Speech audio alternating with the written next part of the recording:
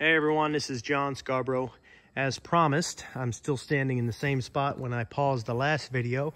I'm going to touch on this little thing over in here. If you watched my last video, it was about this shop that we just got done. We're still working on the pads, getting ready to be poured. So go back and watch that if you haven't watched it. If you have, then now you've reached the right video, because now we're going to talk about this right here, this strange looking weirdness right in the middle of my pad. Okay, I got two big ditches here. Okay, well, essentially what this is, these are tie downs. Okay, so I want to show you this, and I know that some of you have seen stuff like this, but if you haven't, then this is really exciting. Okay, what this is a 5.5 inch piece of pipe. It was just what I happen to have. The diameter of the pipe really didn't matter. I would use probably anywhere from 4 to 8 inches. I really like probably a good 6 inch diameter. But down inside this piece of pipe is a chain, okay? And that chain is fastened to this right here. And those are 3 bars all together, okay? And then we've got, it's anchored down right there, and it goes all the way down, and it's gonna be all the way down into the concrete. And then you can see the anchors. It's all going to be one big thing. It's a 2 foot by 2 foot square. Okay, so that comes up into there, and then this right here, the pipe itself is going to be anchored into the concrete, and that's going to be really super solid there.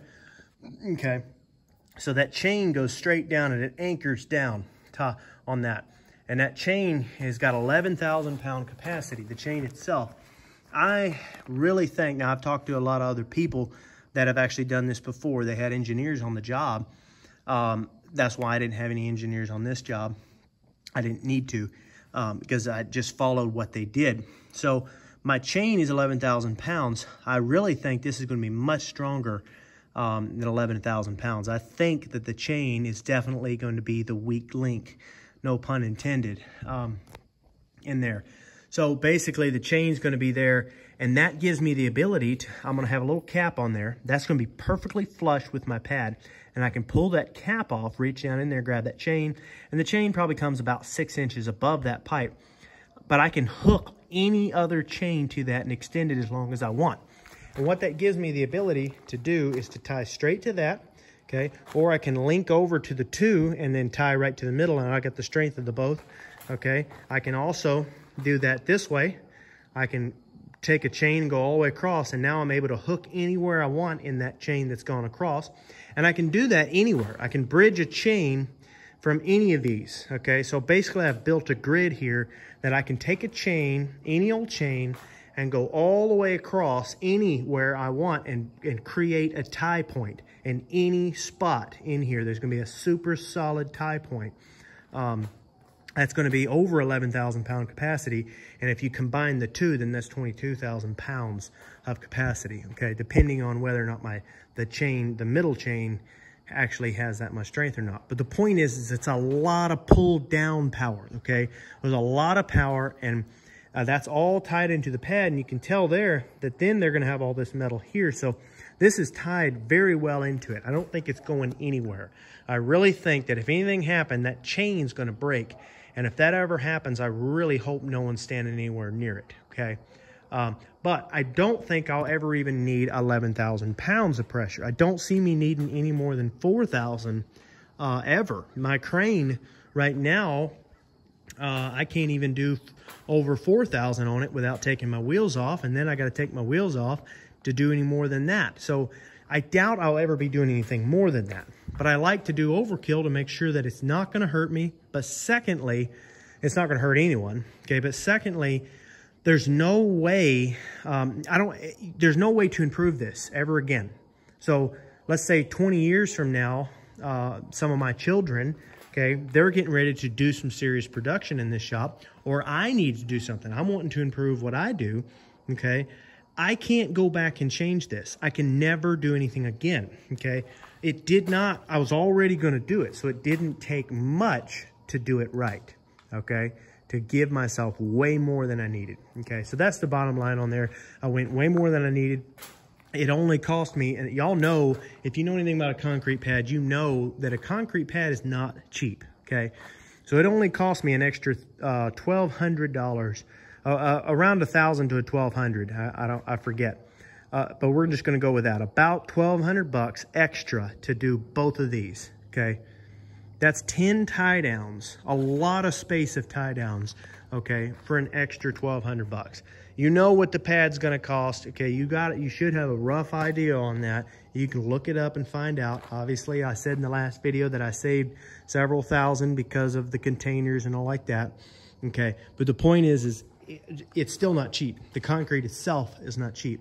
So for an extra $1,200 to get tie downs like that, to me, it's well worth it. Okay, it did take me some work to get it all done, but it was well worth the effort. And also what this is going to allow me to do is you can take this and use it as a side anchor, okay? Say I've got something over here, like a piece of something I'm working over there, you know, I can take and hook on there and go over and pull from the side, okay? That's nothing special except for the fact that I've got a lot of strength there for pulling from the side, okay?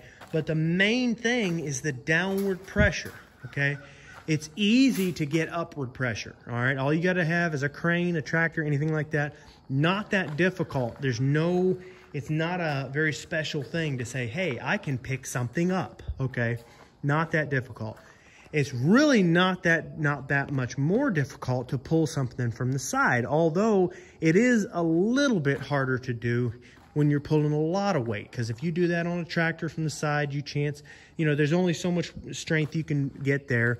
Even if I were to anchor to the side of that building right there and pull to the side, I think I would be just fine, because these buildings they're anchored down 3 foot in the ground. So I think I would be just fine doing that.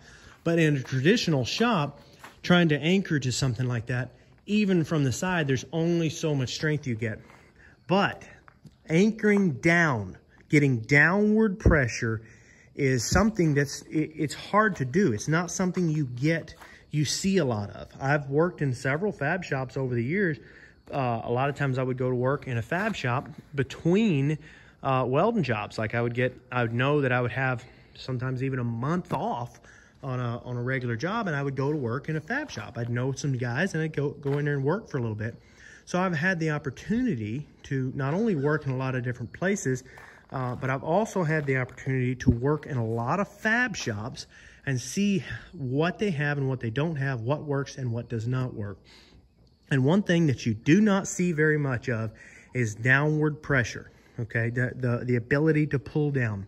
But I have seen this twice in 2 other shops, and both the people that have it, I have witnessed it, and they will tell me that it is so worth doing. It's definitely worth the extra money, definitely worth the time, the effort, all of it. If you're going to pour a pad, it really makes it nice to have downward pressure, okay? So kind of keep that in mind if you are getting ready to build a shop and you're wanting to pour a pad. This might be something you might be interested in doing. I would definitely get somebody that knows what they're doing, some engineers or something involved. I'm not going to tell you how I'm not going to tell you how to do it. I'm not going to tell you what's right. You do your own research and get that right, okay?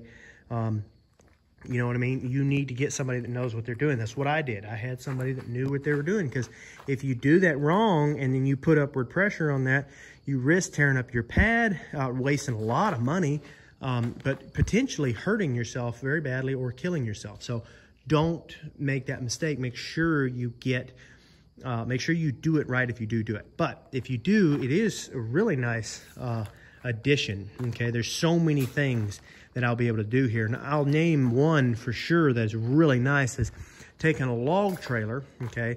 And this is just one. And let's say you've got a twist in your log trailer, okay? I've seen this a lot. Log trailers, other trailers, and I've even seen some problems with undercarriages and dozers that can have the same type of twist or binds in them, okay? But the log trailers are usually very common. You'll see that a lot. They'll get in some really rough places with a lot of weight, okay?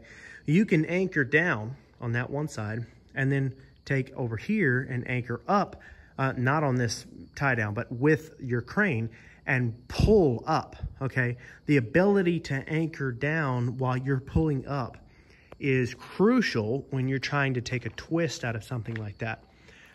If you don't have a downward anchor, a solid downward anchor, I'm going to tell you, you're just about not going to do it. I'm not going to say you're not, because you can pull it off, but it's going to take you more time, and it's going to be hard to do, and I don't think you're going to get it perfect, okay? But this right here is going to be time efficient.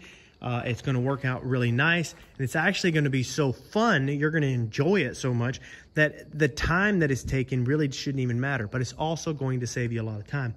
So it can actually make jobs like that where it's normally like, I got to do it because the customer needs it and I can't turn them down, but I'm really not making any money on it because I don't want to upset them, but I'm not making any money because it's taken me too long. Okay. You can take jobs like that and now actually make good income off of it, good substitute income, or regular income, whatever you're doing. You can do something like that and actually make some good income off of it, because now you're not burning up all your time. Okay, so anyway, that's kind of why I did it. I'm not saying that everyone else should do it by any means. One thing you have to remember is that this pad is actually going to be 6 inches thick. It's not 4 inches thick, so that gives me a little bit more strength here, a little bit more leeway. All right, there's a couple different things here that gives me some more strength, that I've got. And then, obviously I've got this. It's 2 foot deep. It's a little bit deeper in some of these places, but it's 2 foot wide, okay? So all of that kind of gives me extra. If you are gonna do it, keep in mind that these outside ones here are going to be the least strong, okay? So do something a little bit extra on those ends to beef that up. But it might not hurt just to kind of keep it in the back of your mind, if you ever get to working on it, that your very center one is going to be your strongest point. That's going to be your most solid point if you're just pulling from one. So if you were to get into a situation where you were really pulling a lot of pressure on it, it might make sense just to go on ahead and use that middle one. Okay, but I'm talking about like maxing it out, okay? I really do think that the way I did it, I'm still going to have more than 11,000 pounds of capacity even on my ends, no matter how I slice it. Maybe that might be something worth keeping in mind. But anyway, guys, I kind of wanted to just throw that out there, let y'all see what I did here. I'm not in any way saying that it is the way to do it, and I don't know, you might not want to do it. But I'm just saying that I think it's going to be really nice. I have used it in several shops, and I think it's really handy. And I'm excited about showing it to y'all once it's all done. And I'm really excited about some future videos showing y'all me actually using it. So stay tuned for that. If y'all are liking these videos about our progress and building onto this new place here, and then if you like the videos with the shops and stuff like that, let me know in the comments. If you'd rather me not gear towards these videos and you'd kind of rather see more of the farm side of stuff and kind of stay out of the shop, let me know that. Don't be afraid to let those to say those things. But above all, be nice, okay? I'm not gonna put up with anybody saying negative stuff or over there cussing or anything like that. I'm just gonna block you or ignore you or whatever. The day is too short for that. Okay, so there's just no point in that. I'm trying to show. I'm not by any means saying that this is what anyone else should do. I'm not saying that this is the way to do it. I'm just showing everyone what works for me. So thanks everybody. Don't forget to like and subscribe.